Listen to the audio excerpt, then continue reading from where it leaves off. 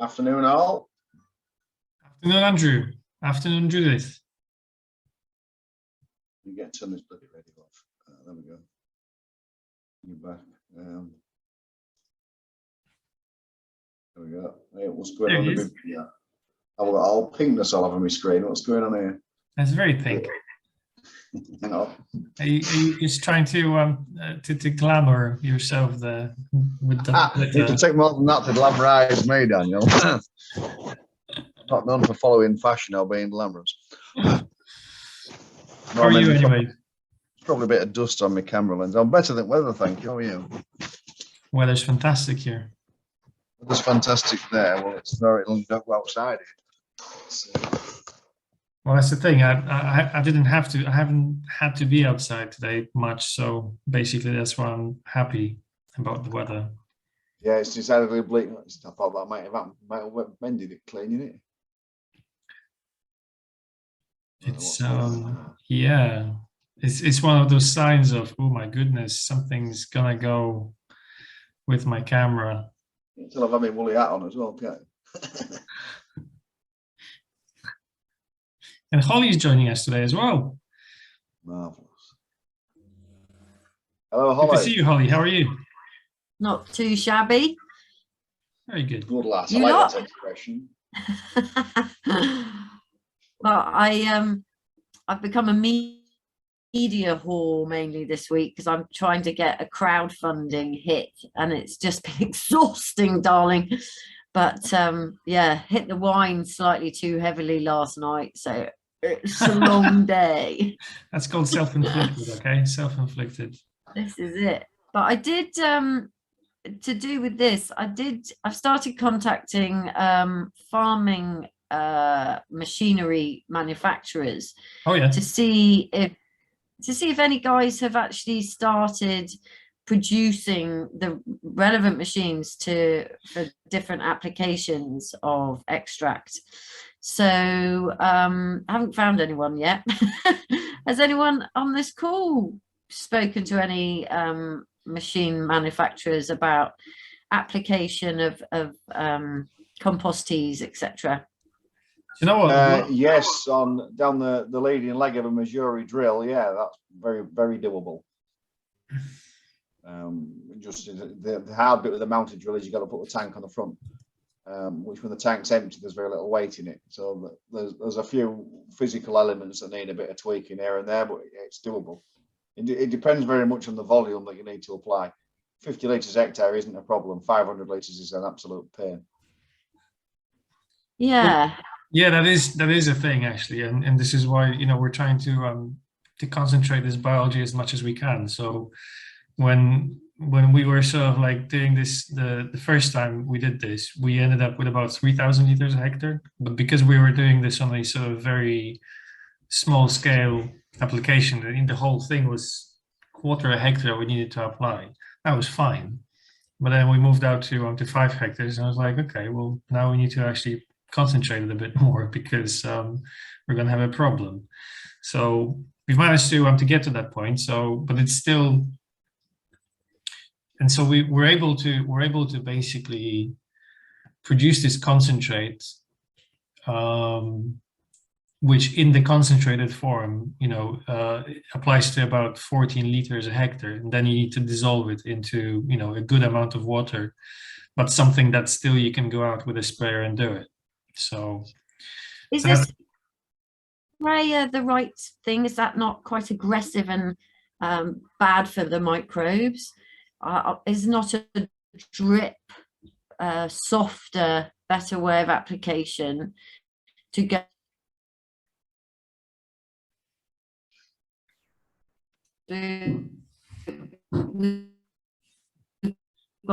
Holly's cutting a bit.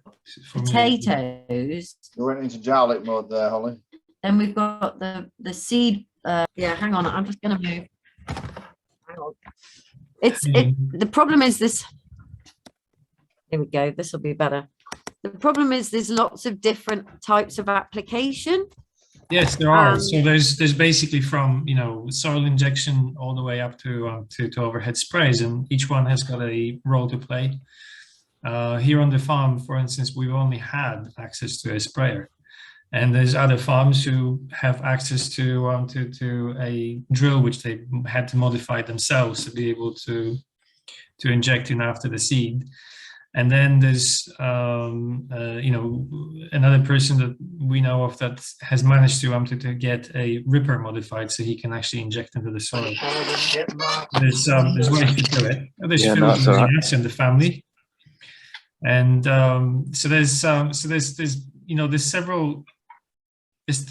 least three different applications that we can think of that we need. One is the actual. Now we can see Judith. How are you?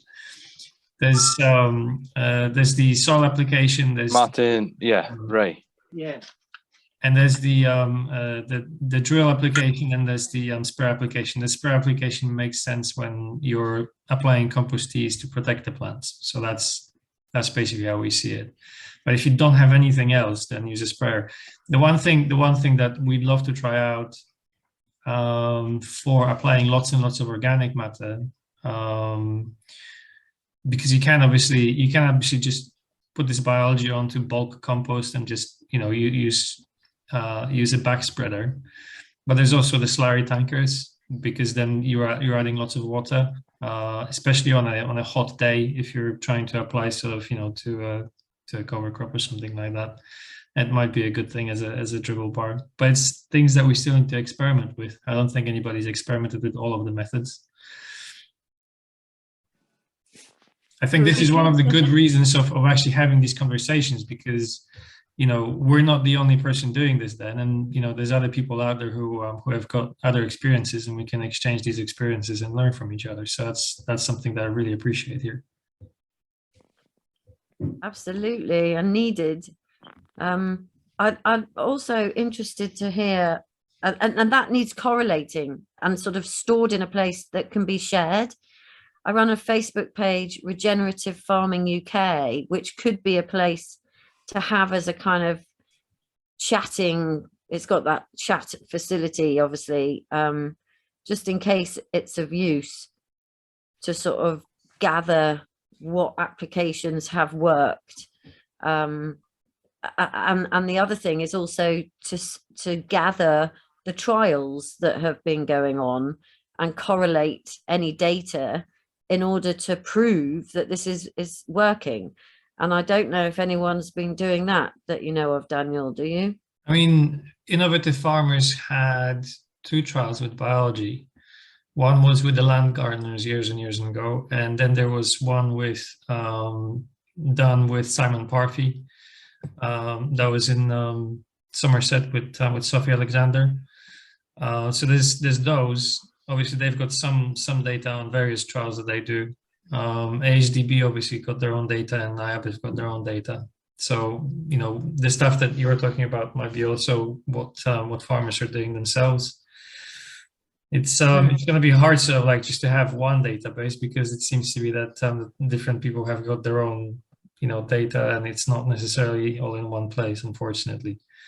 So it's we're kind of here trying to build a whole new agronomy system from scratch, it seems, and there's a lot of people putting the work together, and then somebody will have to put it together and put a school together and then teach it all, and then future agronomists will be able to draw from that, and then machine companies will be able to draw from that, and then all these things will work at some point. So that's that. Well, I'm really interested in doing a funding bid to do something along this line. If anyone wants to partner on that, there just seems to be quite a few funding opportunities. And I spoke to Agriton, who do the Bokashi, and they're interested in doing farm trials. So alongside a Johnson Sue and a Bokashi potentially, and so trying to, I've got 15 farmers in Cornwall interested, and if we could expand that, I'll put my email in the chat in case anyone wants to join in on that funding bid, because it works best if you have partners. I've got a CIC, Regenerative Food and Farming, that it can go through, and I've got Becky Wilson, who will measure the carbon pre-post soil microbiologists, who, you know, would be happy to be paid to do lots of soil sampling pre and post. But the problem I've got is the application, because I can't cost that, because I don't know how much and how and what. So yeah, I'll pop my email in if anyone wants to help. What is it that you actually need then? I basically need to know how much it would cost to apply in the potatoes, brassicas, cereals, and just on general smaller market gardens. But apply, you mean like just the application service, or actually have a product to apply? Oh, so no, each farm would have a Johnson Sue made for them. They would be taught how to manage moisture content. Later on, nearer the time, they'd also have a bokashi put in, and they'd be taught about that. Then they would have something available to them to apply it and to take samples before and after. And then the whole education around it is about how to keep those microbes obviously alive and when best to put them in and all of that. So it's correlating lots of data, but at the main thing is, because I've got Southern England contractors, basically, because there's agricultural contractors that can give you those prices. Here on the farm, for instance, like I think the average sort of price for a sprayer, for instance, the per hectare was about, I don't know, 16 quid a hectare or something like that. I can't remember exactly, but it's something that you would need to just speak to contractors. It depends on the contractor in your area, and they'll be able to give you a figure. Yeah, but what I think is the issue is, for example, for potatoes, you can put in some solid artificial fertilizer along with the potato, but you cannot, they haven't got a machine that is suitable to gently put in a drip after a potato or before a potato. That's a problem. This is something we've discussed here actually quite many times. And yeah, I'm you sorry came up with this question. You came up with this question. This is something that keeps coming up. And if you look back on my YouTube channel, you know, if you ever find the time, I know it's actually quite boring to go through these recordings, but some people do. Maybe, I don't know, they're just so passionate about this that they just watch it. And I know that some people do. But the thing is that there have been several people coming up with their solutions. So we know that people have been solving this themselves. But as you said, you know, it's not really that anybody has actually gotten the, you know, actual machine manufacturers to be in line with us yet. So, and I'm sure somebody like Holstein would step up to the mark. You'd need to speak with them then. Just go and speak to them, Andrew, and they'll listen to you. You know, it's they need a proper farmer there to tell them what to do. I'm sure they're used to my feedback. So this is it. You know, it's like, you know, these things will need to happen. Everything, as I said, so like in the beginning, so like it's kind of like building a whole new agronomy from scratch, kind of, you know, and we really have to put all of these elements together to be able to do this. So there's several things that need to work in concert to be able for this to work. And so, for instance, you know, Holly, you're doing your trials, that's great. And did you say you've got some university that you're working with as well? Yeah, Rothmans did. There's a guy who were interested, but that's when Innovative Farmers were going to fund this. And then Innovative Farmers said, actually, we're only going to do this tiny bit of North Cornwall. And the farmers, when they said, go and get as many farmers interested as possible, I went for the big guys. So now it's really embarrassing because I haven't got the funds. Hence, I wanted to do another funding thing. Yeah. And I've Welcome got to my world.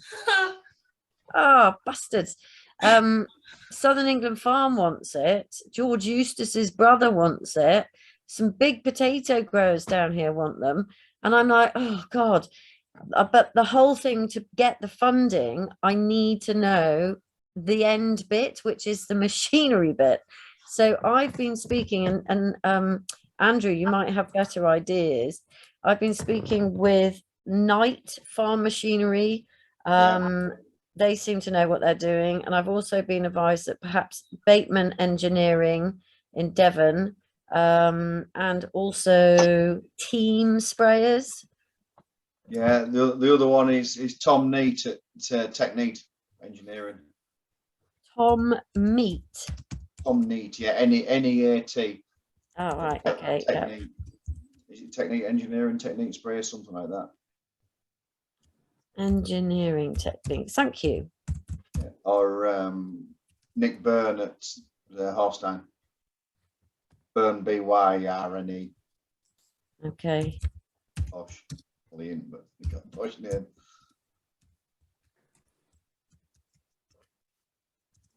Yeah, brilliant. Okay. Andrew, are you able to share a contact so that I can get basically the farm language for what I want to ask for?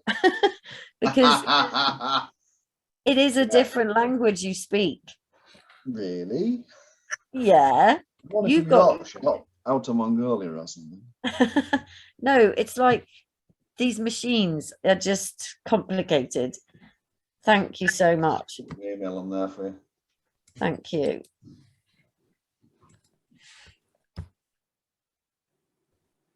Yeah, How are your trials going, Daniel? We had to actually, due to funding as well, we had to scale back, and you know, we wanted to do 50 farms next year, and we can't do that. So what we're going to do is we're going to go back to all of you guys actually, and we're going to be mostly talking about next year's winter crops, sort of trials, rather than spring crops. This is because of lack of funding. The good news is that Sheffield University has come forward with some internal funding for greenhouse trials and DNA analysis. So we'll be able to build some data before we actually go out to farmers, you know, saying that, you know, there's actually something in this biology stuff. It's not just a promise anymore. We've actually got some data that's been verified by a third party, you know, in academia. So we want to.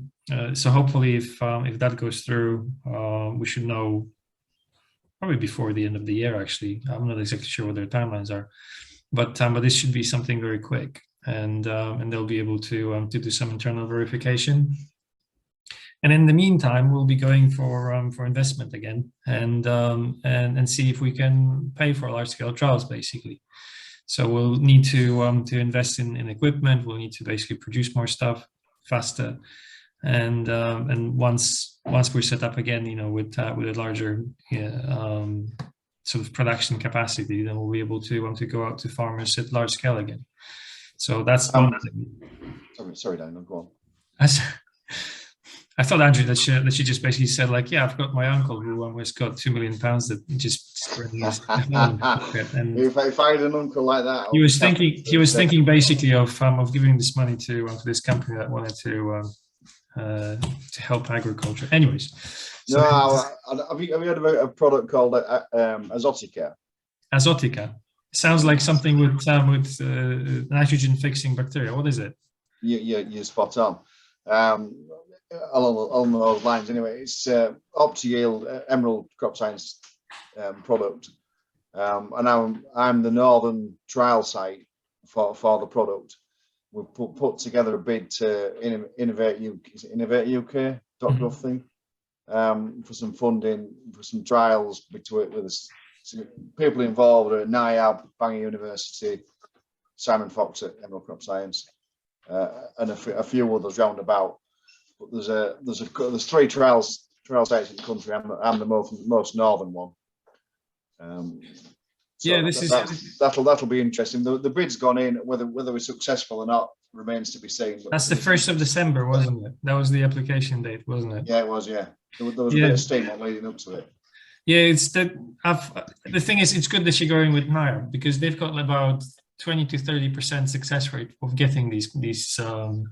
By the way, from Innovate UK, this year alone they had 2 or 3 big bids that they won. Right.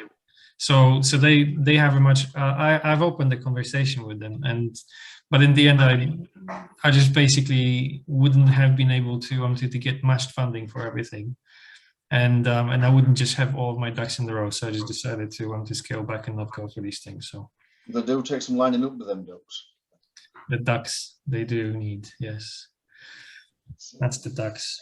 So yeah, so what we're doing basically is we're basically just gonna we're focusing right now on launching our product to the retail market to get some money into the company, and in the meantime we'll be going out for investment. So that's basically what we're doing right now. And we've got another Sunday Telegraph mention coming out this Sunday, so you can go to your news agents on Sunday and flick through that big wad of paper and missing all the so like from the back end, from the sports maybe, so like, and then you get to the gardening section and you should find Bunny Guinness talking about us. I didn't realize you were so famous to be in the Sunday Telegraph.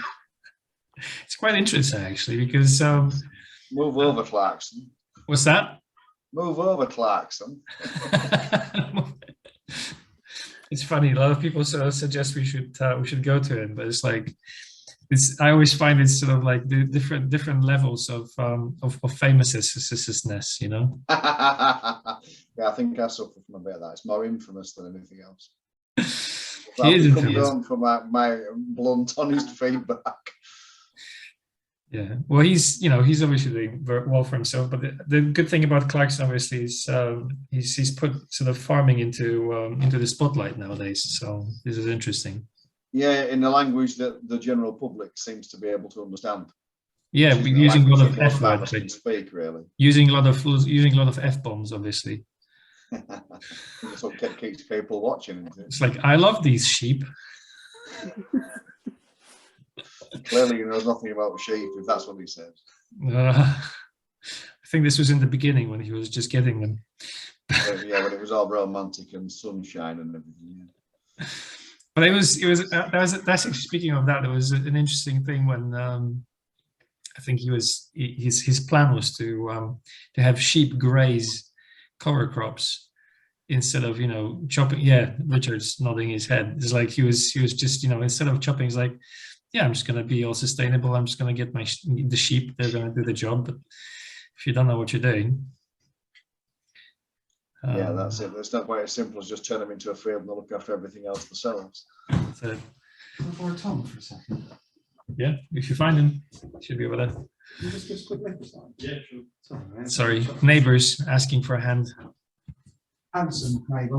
Handsome neighbour. There's the handsome neighbour over there.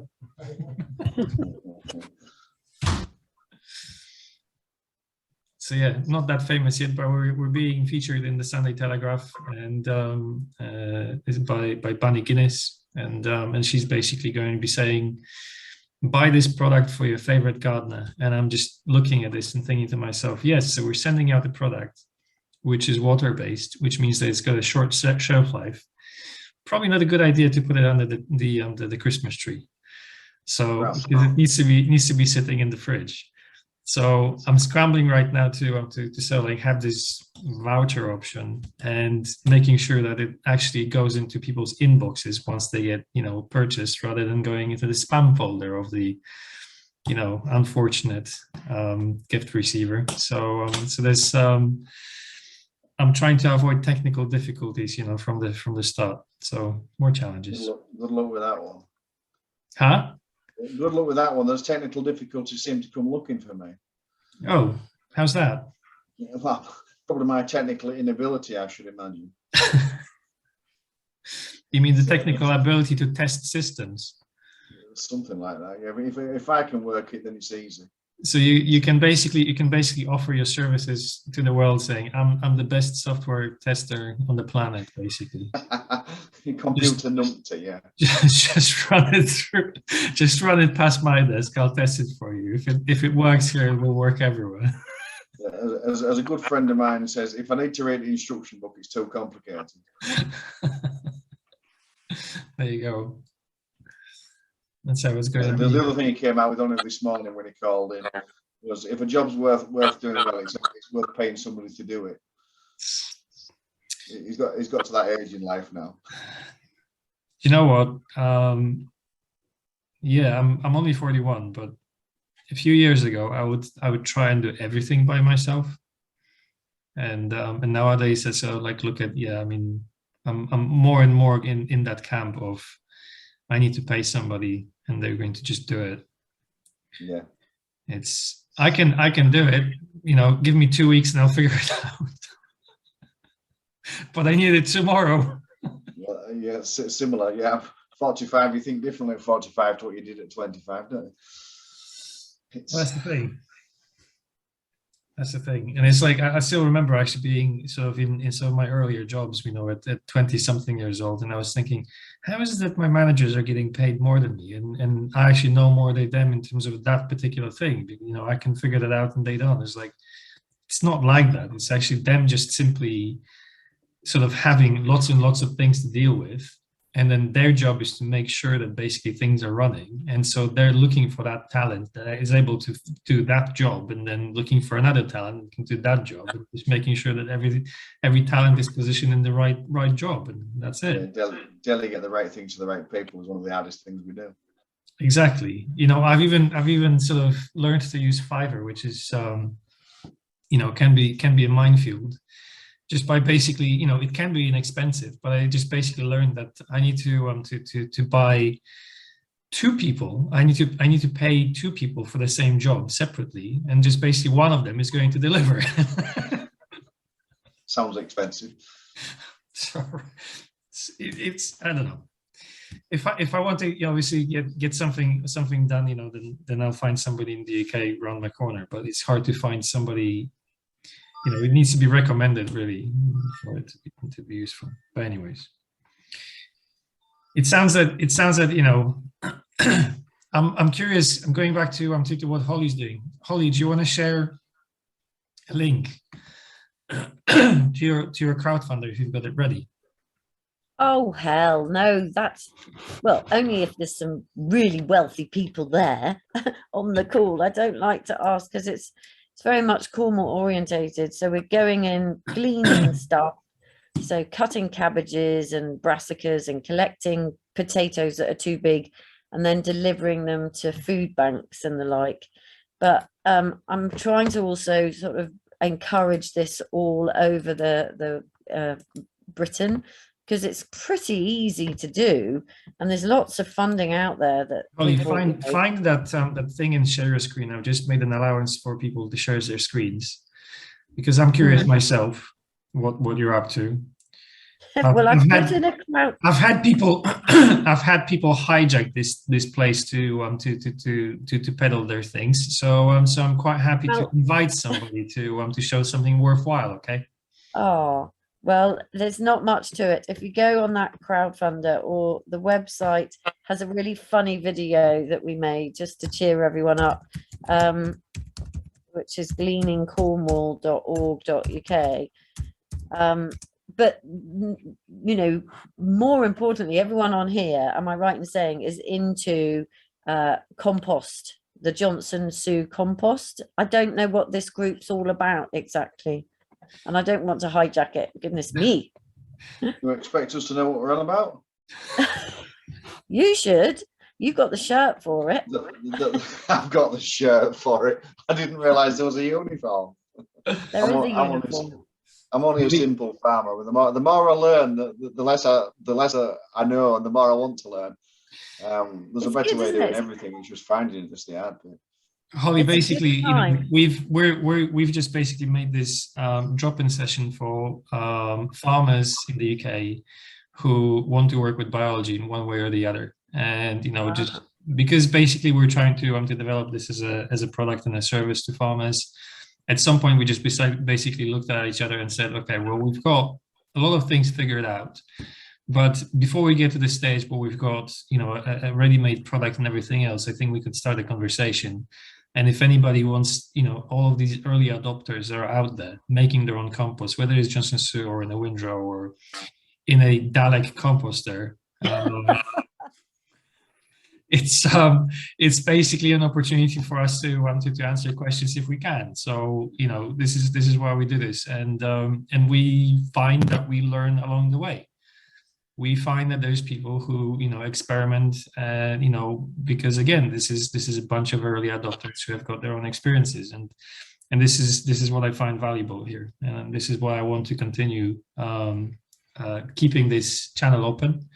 So we're just going to take a break at some point over Christmas and reconvene next year, you know, at the same time, at the same day, and see how far we can push it. So that's what this place is about. And the knowledge transfer is particularly valuable, because if we're all finding similar things, and there's got to be something in it. There's a lot of things that are specific to the individual situation, whether that be climate or soil type or cropping or whatever else.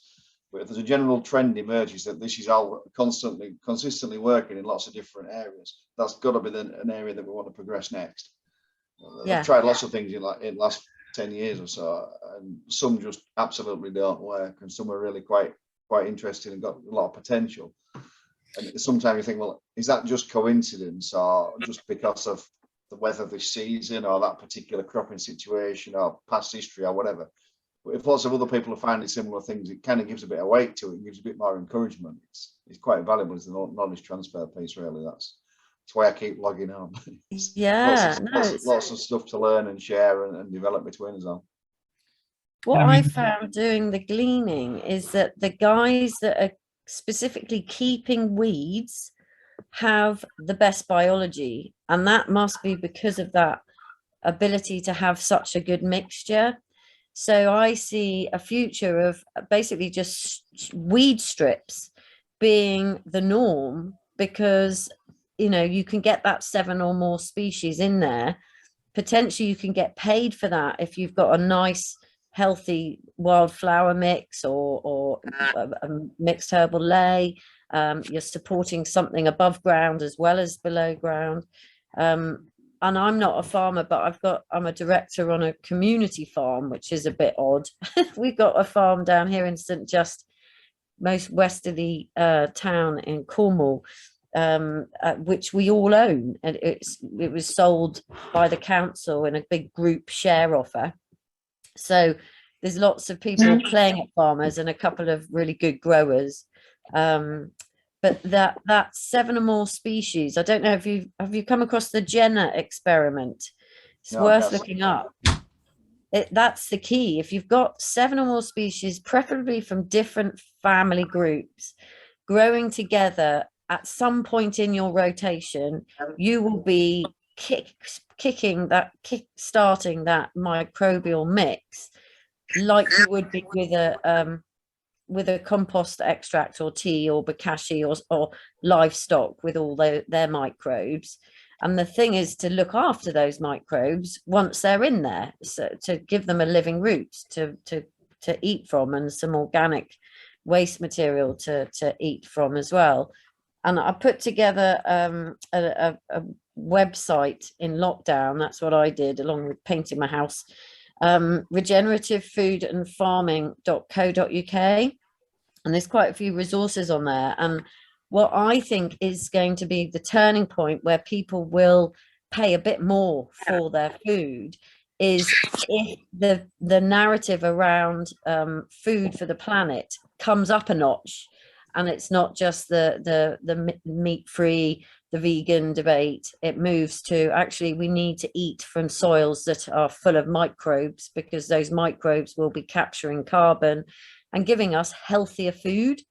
And that link between soil health and gut health is something that I think farmers, indeed myself as a director of a farm where we've got this brilliant biology going on, we can really stand on our feet strongly, knowing that food is the best that you can be providing people, because it's got those trace elements, because you're not using artificial fertilizers, and it's got those antioxidants because you're not using the pesticides.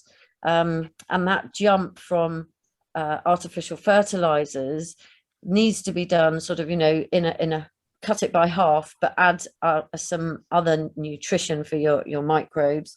And it's not easy. And I think farmers definitely need a lot more support around all of this. And it makes me cross that there's all this knowledge and everything has to be funded in some way. And I just want to get the news out there, because it's so encouraging to know that we can store so much more carbon in our soils, and as a result you get better food, you get more resilient crops, you get more healthy humans. And so do look at the bottom of the Regenerative Food and Farming page. There's various sort of little sections, including why some of our food is a poison, some is a medicine, or gut health, soil health. And there's quite a lot of information in the Learn More section too that might be interesting. Have you spoken with Dr. Elizabeth Westaway? Oh, sorry. Have you? Sorry, Andrew. Have you spoken with Dr. Elizabeth Westaway and the Griffin CIC people? No, I remember seeing their sign. So yeah, they basically they're trying to sort of fill that end bit of what you said, in terms of actually they want to actually drive demand from the consumer. They want to educate the consumers about nutrition-rich food. And so you might want to get a hold of them, because maybe that's something that you'll be able to use in your master plan of this whole thing. I keep in touch with them. It's just something that I need to first solve on the supply end. So, but it's it's something that might be of interest for you if you have a chat with them. So it's the Griffin Centre, did you say? I think it's called Griffin CIC, but it's Okay. Dr. Elizabeth Westaway. And Thank you. Matthew, I keep forgetting. Super website, Holly. Cheers. I got given a grand by someone I was cleaning for. Westaway. I'll take donations from anybody, really. Yeah, I'm not too fussy.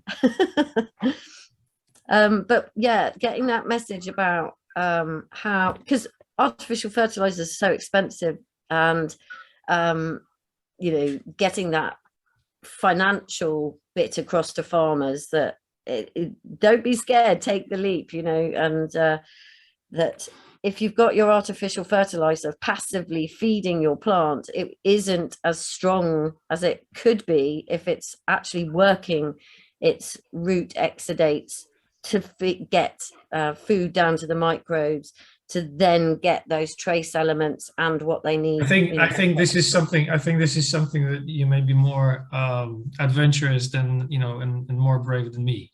Because basically, I can't really go out to farmers, just like yourself being a non-farmer, and say be brave and stop using fertilizer. I think there's people who have managed to cut their fertilizer even on this call. I'm looking at you, Doug and Richard, who have cut their fertilizer because they've been loading their soils with compost. So, and that's even without looking at the microbial composition of the compost. So this is something that we do have precedence, at least, for the use of compost. And I've spoken also even with people as far as Canada who have done it. And not to mention, the biological farmer of the UK, which is Simon Cowell, who have done the same thing. People seem to be cutting half of their fertilizer inputs by using compost. They load it up. They still use tons and tons per hectare, some in some cases, but they're able to cut it.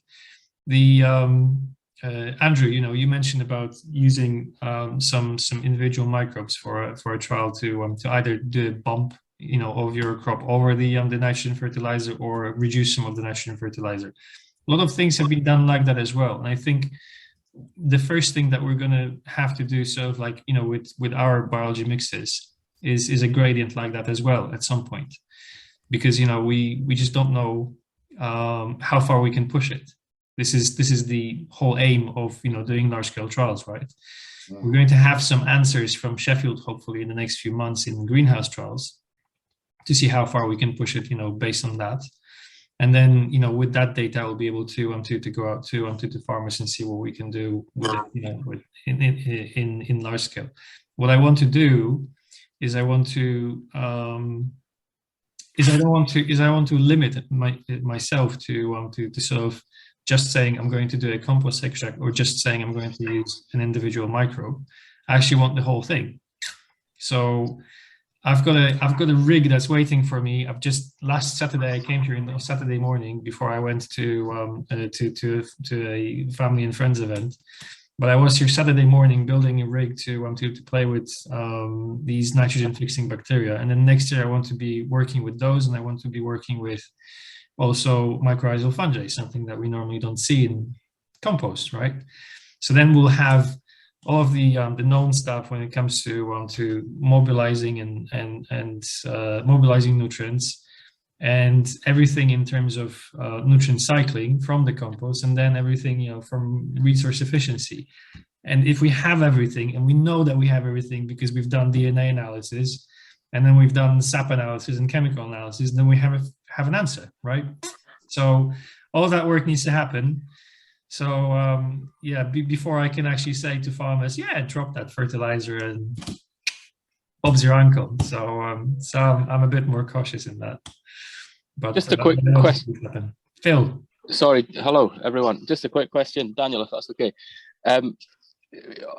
From a lot of these mycorrhizal fungal sort of things that you can get in the packet, the sort of they often have trichoderma in them as well. My understanding is that trichoderma is a fungus that eats fungus. I would like to get my hands on something that is without trichoderma, because that, for me, that doesn't make any sense. Sure, and this is why. What's your thoughts on that? Yeah, my thoughts are that I'd like to try both, basically, and at some point, basically, I'd like to find. At some point, most likely, what we're going to do is to grow out our own mycorrhizal fungi, and there's several ways to do it. One is to try and find products just that have the mycorrhizal fungi and use that as an inoculum. And then there's people who simply take hedge roots from the hedgerow or some healthy edges of a woodland, and then basically put those roots into compost. Oh, there's Stephen. Stephen is the person that's going to give me some answers, basically, even on this call, about what we're talking about just right now. So I'm very glad to see Stephen. So the thing is that you could take roots from something growing at the edge of the woodland, put that into compost, and then put some growing plants into that compost, and then you have to use a microscope to see if you've got your roots colonized, and then you can play around with trying to find the propagules. So there's some work to be done to be able to get that, but this is what I'd like to do next year. But this is something, to give you an idea. This is something that you could try and do. You basically have pots or trays with living roots, with compost, with something that had propagules or root colonization, something like that.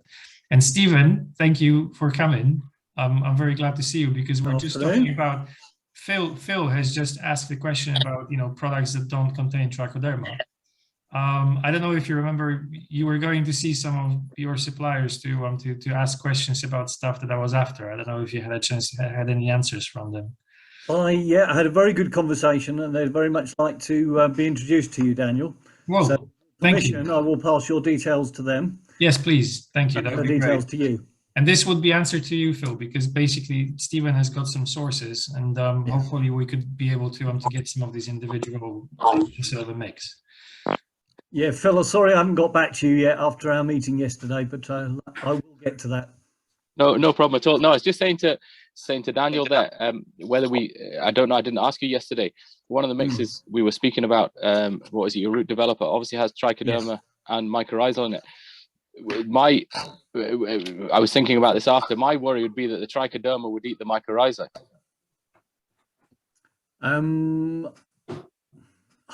To be honest, I don't know, but I don't think we'd be being offered a mix with both if that was likely scenario.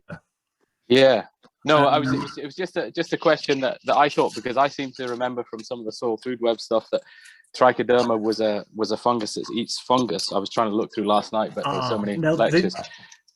There are lots of different trichoderma species, as there are lots of different mycorrhizal species. Some trichoderma are not what you want. Yeah, okay. In our product will be the beneficials that you do want. I see. Okay. At some point, I could look them up and name them for you, but not from the top of my head, I'm afraid. That's true, and No, I wasn't there's asking there's also another thing to consider actually. You know, something that again, you know, this would require more testing, you know, in the field maybe, or unless somebody's got data on it already. But each of these microbes actually, they're so niche that sometimes they'll eat just one or two other species, for instance, or they'll attack one or two other species, or they eat one or two different sources of food. And because there's, you know, thousands and thousands of them, together they work as a team, right? So this is why Dr. Ingham talks about having a diverse set of microbes rather than just have individual microbes. There are individual microbes that are very highly specialized and they do a very good job, but they might just work in a certain time frame. And then there's microbes. Actually, the best example of that really was I got Adam to read papers. There's a paper I found from 1977 about growing out predatory nematodes, and the people doing the paper observed that these predatory nematodes were only interested in one or two species of root-feeding nematodes for their food. If they didn't have those species, they wouldn't actually grow out. So this is, you know, based on a lot of signals like that I've seen, basically, that could be the case. So if your source, Stephen, can sort of, you know, give us the confidence that that particular trichoderma doesn't attack the beneficials, they've got data to back that up, then obviously we're happy to test that together. But I'm still interested in the individuals and put it together myself because of that thing about trichoderma. Great, absolutely. Well, I've already spoken to Sam about that, so we'll do an introduction and we'll take that further. I have just found the list here of different microbes, or some of the listed microbes in our root developer product. Cool. So if you'd like to know what they are, I'll list them to you now. Go for it. Yeah, so we've got, under the mycorrhiza, we've got Glomus or Glomus aggregatum.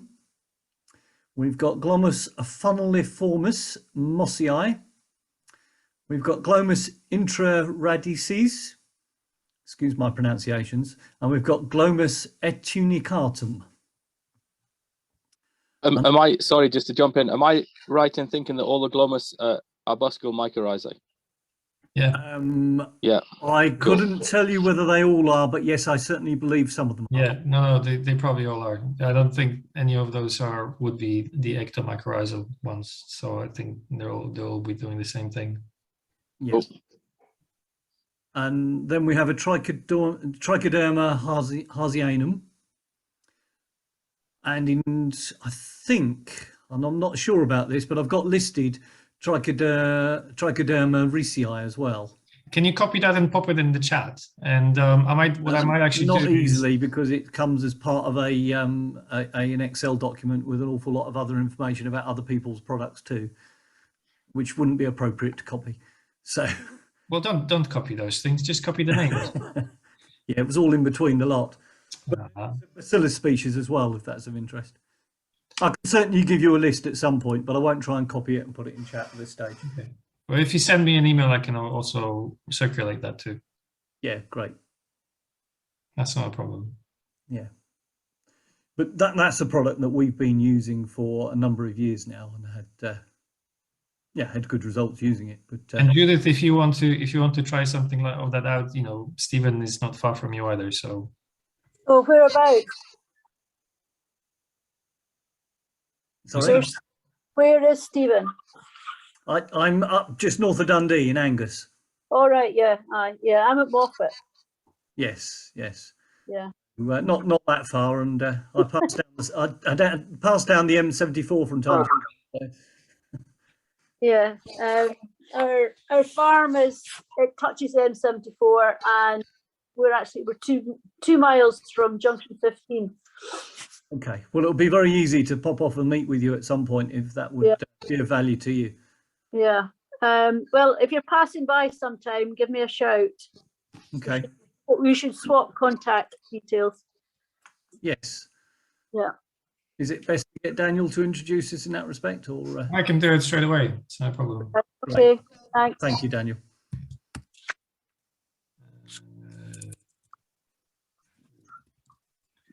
Oh, Stephen. There we go. Are you doing it on the chat, Jill? Because I can. I Yeah, I'm on. literally have just sent both of you an email.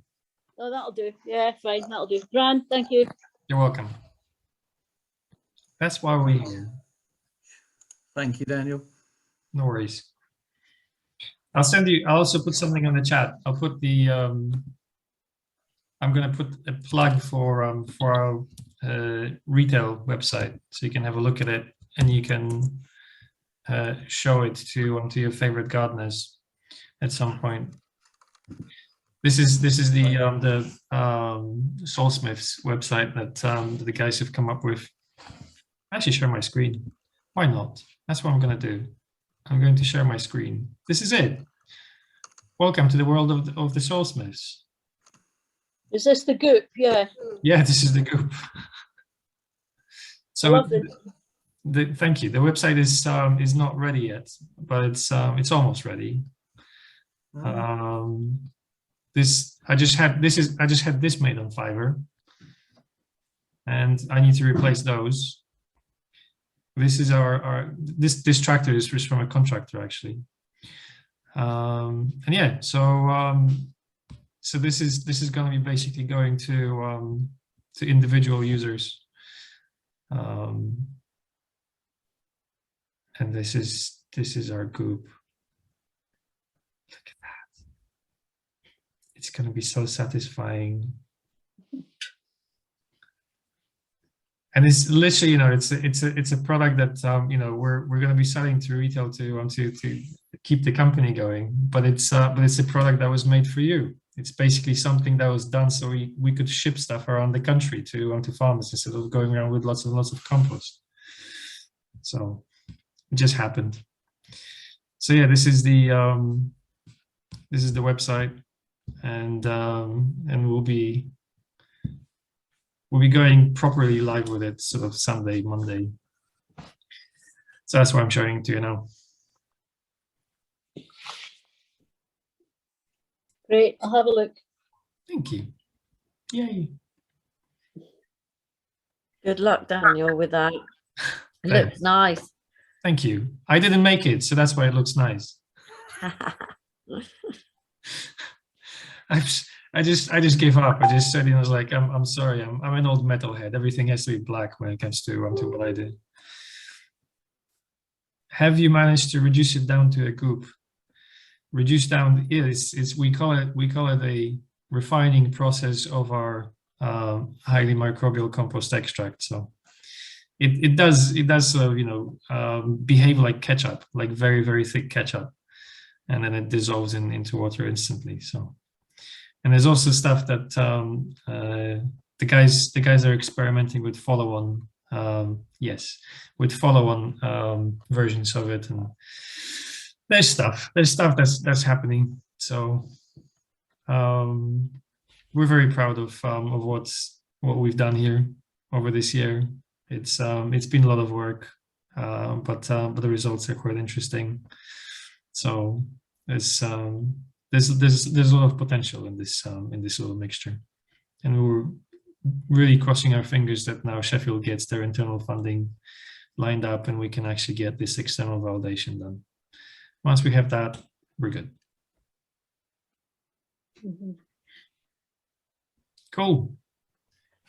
Do we have? Yeah, we have a chance for another meeting next week. It's fine.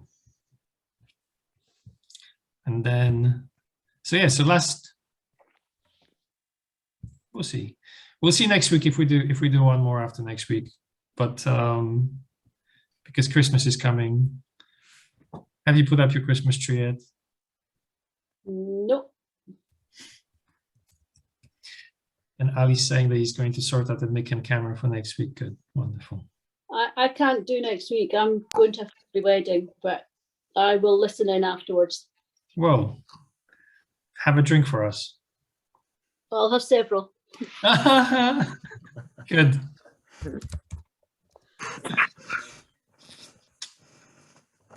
Anybody else got anything else to add? We can wind this up. I've just put in the chat a face group that's quite useful. Facebook group called Regenerative Farming UK, as a place to chat to other like-minded souls. Good. Do it. I don't see it yet. Yeah, and I didn't mean to be sound rude and dismissive of the difficulties in changing from one type of system to another. No, I totally get how hard it is, and I think farmers, there's too many options. That's the thing. There's so many options, it does your head in. well, it's interesting, you know, that I wonder how it was sort of like when the synthetics sort of like really came in, because I literally have got a book here. I must have shown it before, but this is Primer to Horticulture, and I bought it in a local sort of shop with stuff, and this date here is 1893. And on page, if I remember correctly, 60.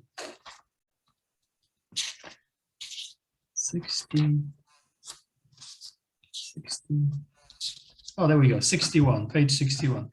This is, mind you, 1893, right? And it says here, in the section, the food of crops, it says here, artificial or chemical manures. And it says, important experiments with different kinds of these fertilizers have been carried out for a long time in various parts of the country. The Sussex Association for the Improvement of Agriculture, under the guidance of Professor Jamieson, proved to demonstration how unnecessary was the application of sulfur, calcium, magnesium, and iron there as manure. The omission of phosphorus or of nitrogen gave the same blank results as when all 7 forms of manure were omitted. The omission of potash did not similarly stop growth, though it resulted in small, unhealthy plants, but the omission of sulfur, of magnesia, and even of lime had no lowering effect upon the crop. Subsequent analysis of turnips, blah, blah, blah. The thing is, the reason I'm saying this is just, it's been, you know, this whole thing, the use of chemical manures has been in the work for a very long time. This whole thing has been,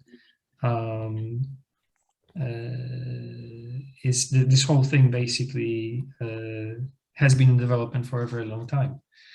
And even as far as 1893, they've got data to show that if you apply nitrogen, the plant grows. And so people have used it successfully for a very long time. What we need now, if we want to switch to biology and something more circular, we just need to have a good set of data. And so that's basically where the challenge lies. And this is why I appreciate, you know, having a conversation with early adopters who are taking upon themselves, which is a bit unfair, but it's just something that these people would do anyway. It's just, you know, they're just too curious not to do it. Where's the did you put the link to that group, Holly? Because I don't see yeah, it. sure. It's in the chat, the I don't see Facebook it. group. Go up a little bit. Is it not coming through? Oh, I've sent it just to Doug.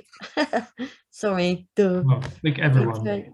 And then Let you me send it to share everyone. everyone. I'll take that group and I'll put it to everybody later as well. Thank you. And also, just finally to say that I'm quite concerned that there's more and more uptake and development plans for vertical farms, because the stuff that you know, a lot of our salads are coming from greenhouses where they're again sitting passively being fed not in proper soil, our food, and as a result they're not nutritious. They're not as good as they could be if they're growing in proper soil. And already our teenage girls especially are nutritionally struggling, and I worry about that element. You know, there's a big push for rewilding. Lots of areas of Cornwall are going to sort of, you know, be beavered up with lots of trees, and that's great, but we do still need to eat. And this push for, okay, let's intensify agriculture into these massive vertical farms just makes me go, ooh. So I just thought I'd throw that at you guys as you're doing it. It's really important to keep doing it, however hard it may feel like right now. And I know it is hard. Well, I'll join into that in you know, because I've had a moan before, but I went to the Oxford Rural Farming Conference when George Monbiot came about. And he came on the stage and basically just said to the farmers gathered there, and he was on the main stage. It was one of the last conversations that was there. It was just before the lockdown, actually, and he just said, "There's a juggernaut coming for you, and I'm quite happy to see it," kind of thing. Because basically he was saying, I went to Scandinavia, and they're growing proteins and carbohydrates in vats using microbes. And your land will not be necessary to get all the food produced. Your land will be rewilded. And so, you know, there's lots of different developments out there, but I still believe that even if they push for these things, these individual companies, you know, they'll get PR because the PR gives them investment. And so this is why they're so visible. But the majority is still not going to be grown in these situations. The majority of that food is still going to be grown in soils. And so as long as we focus on helping, you know, this lot here to get what they need economically and produce, you know, nice food, then we win. Cool. Any more questions, or do we finish here? Region Ag is the foundation of a healthy food system. We are part of another bid with Kent Uni. What is Doug writing here? Doug lost his voice, probably. That's why he's typing. Kent Uni Physiographic Study. I've actually been tidying the office whilst listening, so I didn't want to disturb everybody with my shuffling around. I didn't know with that dull, Doug. No, it's thoroughly interesting, but I do like to multitask. I'm one of a few men that can do it. Are you really can't. Yeah. You're in touch with your feminine side. Okay. I am. That's what it well really is. Yeah. Yeah. That's good. That's good to hear. So just to say, Region Ag is the foundation. This is what you wrote, that you're part of a bid with Kent Uni for a feasibility study to see how you can transfer the food system with a particular focus on nutrient-dense food. Great. This is what we need. This is exactly what we need. Holly's going to love you for it. This is great. Cool. It also might be relevant. I was at a meeting or online meeting earlier. Was it last week? Must have been. And the speaker was David Edwards from World Wildlife Fund, and they've the sort of food strategy, he's head of food strategy with them or something, and they've got a strategy out that I think's just been recently published, and I've started reading it and I haven't finished, but they're very much backing regen from what I can gather, and that was really interesting. And he was talking about what we were saying about healthy diets and healthy humans and reducing the pressure on the NHS, and that regen and soil biology are all the core to the whole thing. So there are people out there that are interested in sort of developing policy, but I feel we've got a long way to go. I don't think policy decision makers, either in DEFRA or in government, have got any interest, let alone any understanding of what I believe to be the right way to do things. They're busy organising Christmas parties, though, so. Of course, absolutely. They've got their priorities completely the right way around, haven't they? That was a year ago, to be fair. Yeah, but this year's one's to plan now too, haven't they? Judith, though, down here we do I mean, George Eustace, who wrote Elms, right?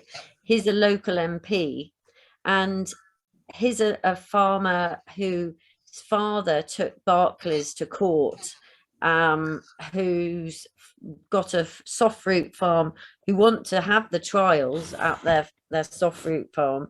And do you know what? This new payment strategy based on soil health and water cleanliness and air quality is groundbreaking, and the only good thing to come out of the Tories and Brexit that I've ever known. You know, it's the best thing that's ever come out of there. And if they can just follow what I think is going on in Northern Ireland, which they seem to be doing something quite sensible with their payment organising.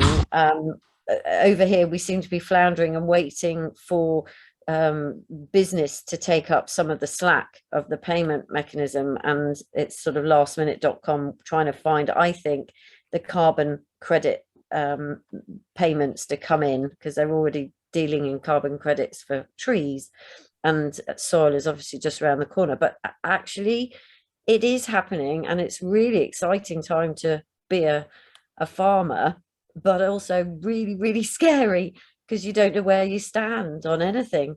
So getting ahead of the game on things like compost is really important. So it's clever of you to be here with Clever Clogs Daniel, definitely.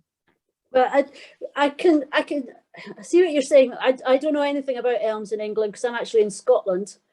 But in Scotland, I just see loads of really good, productive, okay, I'm in livestock, so I'm talking about livestock farms, but also I hear of arable places that are mixed, certainly mixed places, that are getting sold for trees and carbon credits.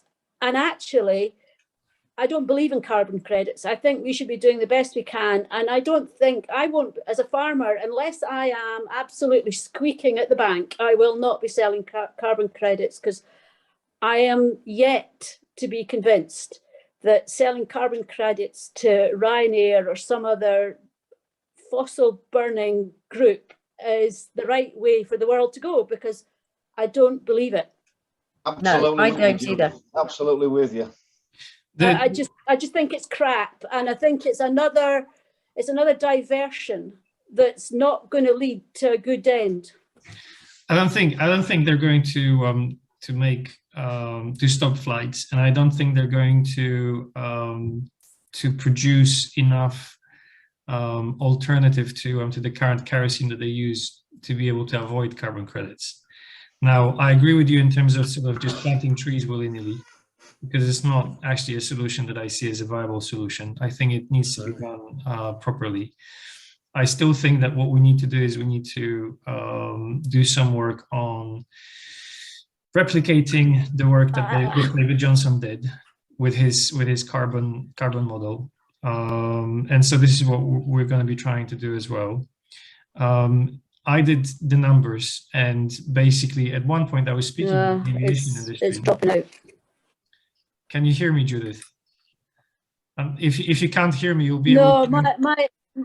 Yeah, I'll need to re-listen. My internet connection's just dropping out. It's just crap. Since we lost power twice during the storms, and things aren't right yet. I'll just finish it as a last thing. Basically, I was just saying I actually have spoken with the aviation industry in the past about this, and I did a calculation that it would take 148,000 hectares of land in the UK to sequester all of the annual carbon emitted by aviation in the UK.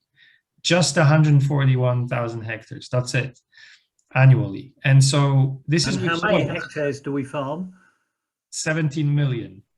Yeah, so it's a small proportion, isn't it? Very small proportion, just to sequester the annual footprint of aviation.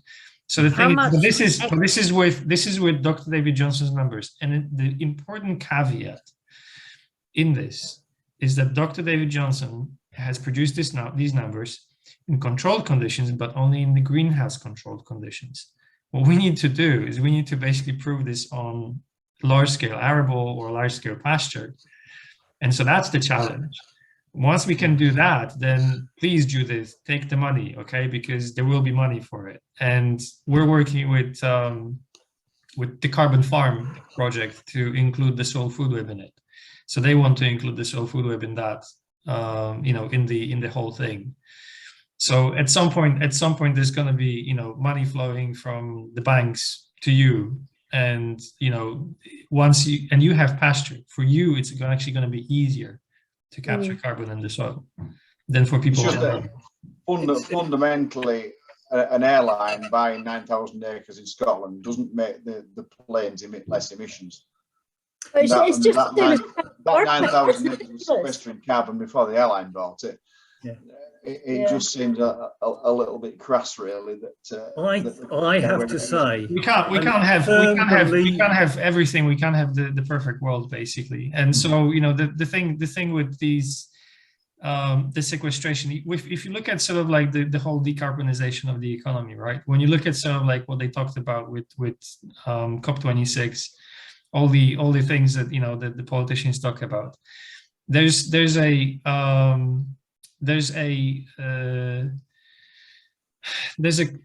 basically conversation about pushing companies to decarbonize first before they sequester, before they actually buy carbon credits. And this is important. It needs to happen, you know. But the thing is that it will require some very tenacious and persistent and brave individuals to make this happen. And, you know, electrification of transport is happening only right now, just because Mark Eberhard and his partners started Tesla, and then Elon Musk took it over and made the electric car a thing. And before it was limping.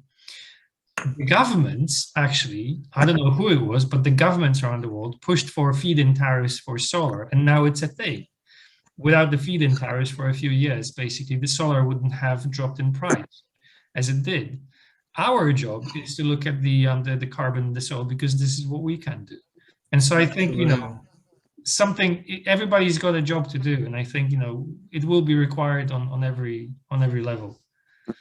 Absolutely, you're right, Daniel. I think the reality is we will always emit carbon, and I think in the Western world, at least, we're looking very much at our emissions, and that's not a bad thing to look at our emissions and try and reduce them. We need to be responsible. But yes, and I need to be. In being responsible, we need to understand that our land managers have all the power to solve not only our carbon emissions, but much of our to sink more carbon than we're emitting. Put it that way. So we're overcoming the excess carbon in the atmosphere. We're overcoming a lot of the nitrous oxides. So that's two major greenhouse gases we can deal with in agriculture very easily and very quickly. Beyond that, we can solve other environmental issues as well. Flooding. Yes, floodplains will always flood, but flash flooding in major rain events, that does not need to happen. Our soils should be absorbing that moisture, not having it running off, and it will trickle. Well, one, it will fill the underground aquifers, so we won't get droughts in the same way, but two, it will trickle out into the water courses, well filtered, slowly. We deal with erosion. We don't get soil erosion. 3 weeks ago, I drove south through the south of Scotland, looked at the rivers in the heavy rain, and they were disgusting, full of silt from fields. People are losing soil. We've got nitrates and phosphates, a huge water pollution problem. We solve these major environmental issues just by good quality land management. And we can do that. We can make that change in this industry. And that's what we've got to do. And so, yes, let's be responsible about our emissions, but far more, let's be responsible with our land. And then at the end of the day, basically, you know, when basically these people wanting to make carbon credits a thing, you know, really take the money seriously, because they're going to make even more money. Yeah. So yeah. I'm really happy to be participating in a project which will allow farmers to get money from the carbon credits. So it's something that you know, I'm trying to make a reality as a cherry on top, because I want to see, you know, nutritious organic food everywhere as the norm. That's why I'm doing this. But I also want to store carbon in the soil to help with the climate change. You know, this is why I'm here. I have to be very responsible. You know, this is the thing is that you know, this is my. Can you see my screen? This is my desktop. Can you see it? Can you see it? I have Yes. to basically get you guys to produce a lot of sunflower oil so I can fly this thing, you know? And so the thing is I'll need to sequester some of that too. Anyways, You'll need to buy more land in Scotland than Ryanair. There you go. If I want to fly. I don't disagree with what you said there, Stephen. There's a lot of external forces, particularly when livestock are deemed to be ruining the planet, and that's one of the key uses of pastures, which is one of the greatest sequesters. And the answer to the everyday public seems to be more veg, which is the hardest thing to get around in a regenerative system. There's going to need to be a lot of balance in certain parts, east coast of Scotland, Norfolk, Cambridgeshire, some more intensively root and veg cropped areas. It's going to be massively more difficult than it probably is where there's a lot of permanent pasture. Nothing's impossible, but there's always got to be compromised. That's it. So yeah, exciting times. Absolutely. Very exciting. Right, I have to write an article for the Farmers Weekly this evening, so we'll have to wait and see if anything we've discussed comes up in that then, won't we? Yes. I haven't decided my subject yet, so we'll see.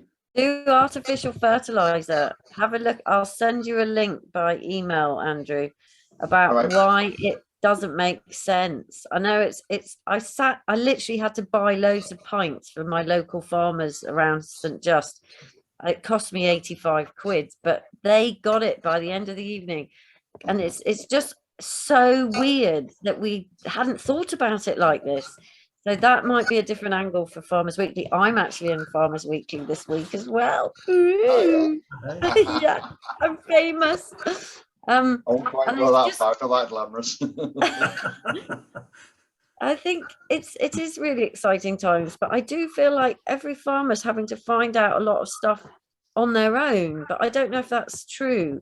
Are you finding that there are useful webinars being put on by all the different organizations like NFU and AHDB or whatever they're called? The difficulty is sifting out the relevant bits.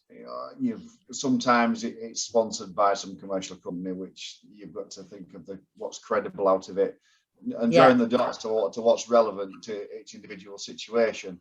So yeah, there is a lot of not self-discovery particularly, but finding out the way forward for your own circumstances. Someone working on a 3-year FBT is going to think differently to somebody like me that's got a lifetime tenancy. Equally, somebody that owns the place is going to look at it differently to me. That viewpoint does come into it, and the age of the farmer. There's so many variables that are so different for everybody. I think it's important that we do find our own way, but sifting your way through all the research and trying to put, as a practical person myself, you can read an academic paper and it's all fine in the perfect ideal world, but when you put the practical slant to it, what we have to do with outside, particularly the weather, you've got to temper it a little bit, because ideology isn't the way forward, really. It's just never going to happen. It's got to be achievable, otherwise you quickly lose interest, really. Work in progress. I take the view that there's always a better way of doing everything, which is probably why I'm sat here. It just sometimes takes a bit of finding. And a lot of people just don't have the ability to have that extra time. I've been going around offering trees to farmers, and as a result got shutting, and so many have got full-time jobs, and then they've got a dairy farm and they're managing the crops for the milking herd, and it's just massively stretched. So I do feel for you. It's a bit of a challenge at times, but we'll find a way forward. I don't worry about things I can't control, and when it comes down to it, I can't control that much, really. So I'm not quite getting stressed about it. That's the best attitude. The vast majority of farmers appear to rely on their agronomist or a local chemical salesman. And nearly all chemical salesmen and agronomists do not believe it's possible to farm without chemicals. Absolutely, Stephen. Yeah, and so there's a big problem there. Yeah, there's a massive problem. And there's thousands of them. Yeah, I've just changed my potato agronomist because of that very thing. And there's thousands of them across the country. And this is something that I thought about, ages ago actually, that to be able to change the whole system, there's going to be an army of people that will need reskilling if it's even possible. Anyways, guys, we've taken a lot of people's time, but it seems that it's always the case that towards the end there's a most interesting conversation. I'm just going to next time what we're going to do, we're going to schedule it for 4:30. Everybody's going to be required to bring a glass of their favorite drink. We're just going to be basically sitting there looking at each other, and slowly but surely, by the end of the hour 2, we're going to have a very lively conversation, especially after a cup of pints. And it's amazing. Sounds ideal. Will do to you. All right, guys. Good to see you, and see you next week. Thank you all. Take care. Thanks, Lovely Daniel. to Take care. meet you. Cheers, Bye. all the best. Bye. Bye.